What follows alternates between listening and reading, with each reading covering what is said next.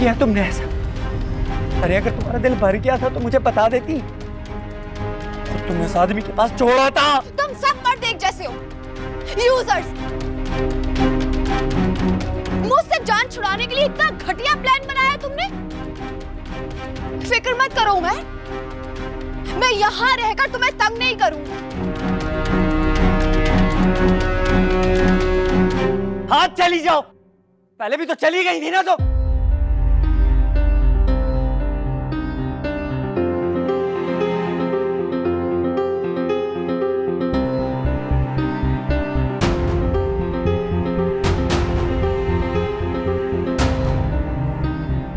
उमर,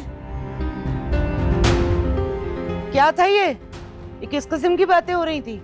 बताओ मुझे, बताओ।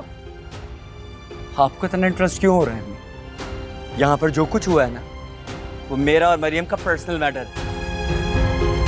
बदतमीजी कर रहे हो तुम। बुलाऊं तुम्हारे बाप को?